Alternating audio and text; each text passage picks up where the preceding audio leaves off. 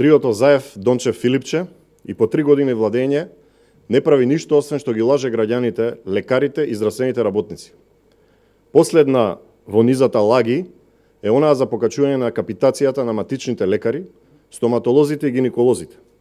Колку за илустрација, на власт дојдоа советување дека матичните лекари ќе им ја покачат капитацијата од парите на фондот и тоа од 55 денари на 90 денари. Замислете сега, капитацијата ја покачуваат за само 8 денари, ветија 35 денари. Ова е само дополнителен чекор со кој што ги бркаат здравствените работници од земјата, а устите им се полни дека превземаат мерки дека ги задржуваат лекарите во државата. Дојдоа на власт со лаги, продолжуваат и во текот на мандатот со лаги и сега на заминување очигледно се во лов на гласови.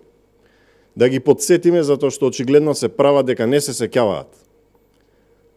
Воедно треба и да прашаме. Каде е платата од 100.000 денари за лекари специјалисти? Каде се 30.000 денари за средниот персонал? Ветувавте дека до 2020 година платите на докторите специјалисти ќе изнесуваат 100.000 денари. Каде е бесплатното болничко лекување за граѓаните? Зошто системот Мој термин не е надграден? Сега лошо функционира, а во програмата План за живот се ветуваше дека Мој термин во систем ќе гарантира брза и квалитетна здравствена заштита на секој ниво со точно определени рокови и одговорности.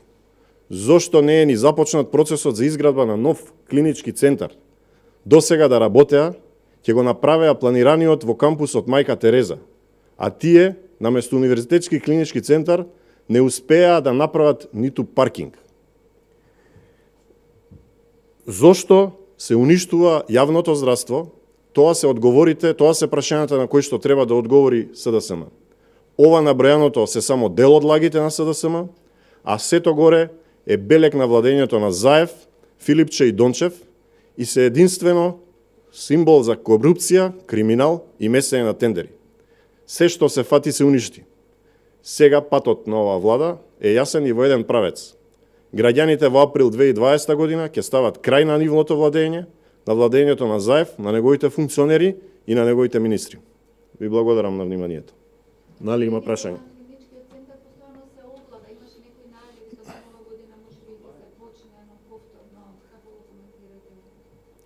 Па јас тоа би го споредил со сличната одлука за прогресивниот данок. Се избрза со укинување на веќе готовиот проект, се најави некаков проект дека ќе се гради клинички центар таму некаде околината на Ѓорчев, Избегово и така натаму, за да денеска, после 2,5-3 години, се најдеме во ситуација да ниту го имаме обновен стариот клинички центар Мајка Тереза, ниту имаме почнат нов клинички центар кој што толку го ветува. Други прашања? Ви благодарам на вниманието.